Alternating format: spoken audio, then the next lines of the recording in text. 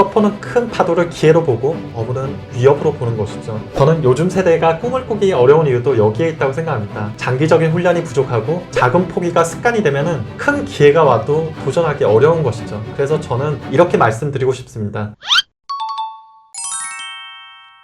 저는 꿈을 이렇게 정의하고 싶습니다. 보통 사람들이 이제 꿈이라고 생각하면은 무엇을 갖고 싶다. 차 갖고 싶어? 집 갖고 싶어? 어떤 소유의 목록이 이제 떠오르게 되죠. 많은 분들이 꿈을 드림리스트로 많이 생각합니다. 실제로 존 고다드라는 사람이 있었습니다. 그 사람은 수많은 100몇 가지의 꿈 리스트를 만들어 차근차근 달성하면서 인생의 의미를 이제 만들었죠. 물론 의미가 있을 수 있지만 대부분 사람들은 그렇게 그 사람처럼 삶의 의미를 주지는 못합니다. 제가 생각하는 꿈은 조금 다릅니다. 저는 꿈을 의미, 존재, 시간이라는 세 가지 관점으로 보고 있습니다. 꿈은 나만의 어떤 의미가 담겨 있어야 하고 시간이 흐르면서 그 꿈에 맞게 자신의 존재가 이제 성장하게 되는 거죠. 결국 시간의 흐름 속에서 그 꿈이 나를 변화시키는 여정이 되어야 한다는 것이죠. 그런데 이렇게 좋은 꿈을 가져도 사람들이 지켜내지 못하는 이유가 있습니다. 그것은 바로 꿈이 단기적인 게 아니고 장기적인 거기 때문입니다. 보통 사람들은 꿈을 길게 보지 못하고 중간에 포기해보는 경우가 많습니다. 저는 이것을 바로 중도 포기 유전자라고 부르는데요. 이것은 뭐냐면요, 한번 포기하는 경험이 쌓이면은 그 다음에도 포기하기가 쉬워지는 거죠. 예를 들면은 내가 어떤 과거에 뭘 했을 때 한번 포기했어요. 근데 이번에 시작할 때는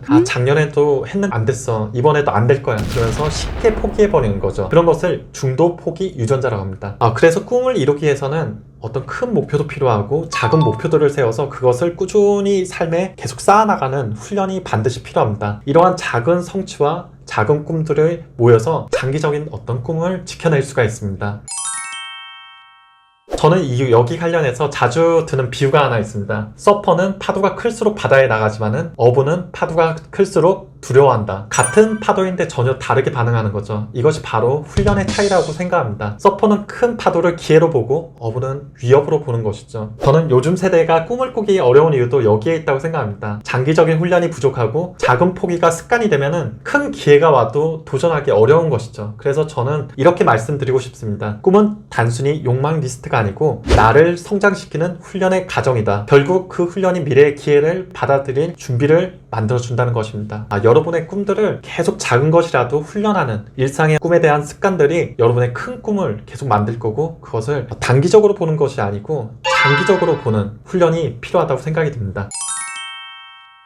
꿈을 기획하는 방법은 여러 가지가 있을 수 있습니다. 하지만 저는 경험상 보니까는 이 세 가지가 가장 좀 도움이 되었던 것 같습니다. 첫 번째는 과거 정리, 두 번째는 미션 설정, 두 번째는 제2 커리어 설정입니다. 첫 번째로 과거 정리는 무엇이냐면은 과거에 내가 좋아했던 것들, 잘했던 것들, 그런 것들을 하나씩 꺼내보는 거죠. 그 안에서 어떤 삶의 포인트가 되었던 결정적 순간, 결정적 만남, 결정적 생각들을 떠올리면은 내가 무엇에 끌리고 어떤 방향으로 가는지 단서를 얻을 수가 있습니다. 저의 사례를 보면은 저는 이전에 고등학교 때 영화 연출을 했었습니다. 근데 연출이라는 것이 사실은 아이디어를 내고 시나리오를 쓰고 그것을 이제 콘티로 만들고 실제 촬영하고 상영하고 이런 것들이거든요. 근데 그것들을 자세히 보니까 내가 기획을 좋아하는구나, 이런 것들을 발견하게 된 것입니다. 그리고 나중에 제가 교육을 하게 되면서 그런 영화 연출 경험들이 기획과 전이되어서 기획에 소질이 있구나, 그 다음 기획을 좋아했구나, 연출과 기획이 비슷하구나, 이런 것들을 발견할 수 있는 어떤 단서를 찾게 됐습니다. 이거 외에도 되게 다양하게 있겠죠. 그 다음 두 번째는 미션 설정입니다. 미션 그러면은 거의 대부분 어렵게 생각합니다. 그런데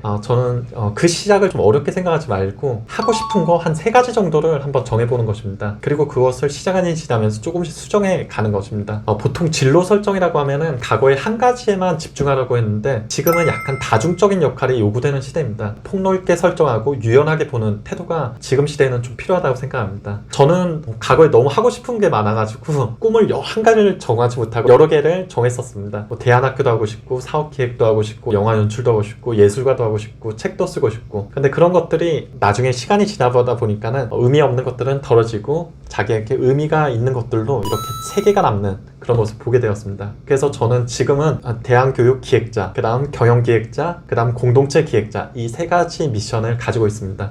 여러분도 마찬가지. 처음에 너무 화려하게 쓰지 마시고 그냥 간단하게 자기가 원하는 것들, 어떤 사람이 되고 싶다, 이런 것들만 세 가지만 적고 나중에 시간이 지나면서 수정해 나가는 그런 것들이 도움이 됩니다. 그리고 세 번째는 제2 커리어 설정입니다. 보통 첫 번째 커리어는 성공을 목표로 달려갑니다. 그런데 두 번째 커리어는 의미를 찾는 여정이 되곤 합니다. 아마 당연하겠죠. 처음에는 우리가 젊었을 때는 뭔가 성공하고 싶다, 이루고 싶다 이런 것들로 막 달려가지만은 나중에 시간이 지나고 우리가 나이 먹고 나면은 나중에 죽음을 맞이하게 되는 거죠. 죽음 이후에는 뭐가 있을까요? 아무것도 가져갈 수가 없잖아요. 그때부터는 사삶에 뭐가 의미 있었지? 그다음 뭐가 좋았지? 이런 것들을 하게 되는데 이것이 바로 의미의 커리어입니다. 근데 보통 사람들이 이 의미가 삶에서 중요하다는 것은 알지만은 그 의미들을 시작할 때 많이 생각하지 못합니다. 그래서 제1 커리어, 제2 커리어를 보고 이걸 둘 개를 동시에 생각하는 겁니다. 그러면은 지금 1 커리어에서도 2 커리어가 연결되어서 1 커리어의 의미, 무엇이 의미 있지? 이런 것들을 발견하게 됩니다. 그러면은 자기가 어떤 끌리는 것들, 그 다음 좋아하는 것들, 해야 되는 것들, 그런 것들이 의미가 찾아지고 그 다음 무엇이 중요한지, 내가 죽을 때까지 할 수 있는 건지 그런 것들을 발견하게 됩니다.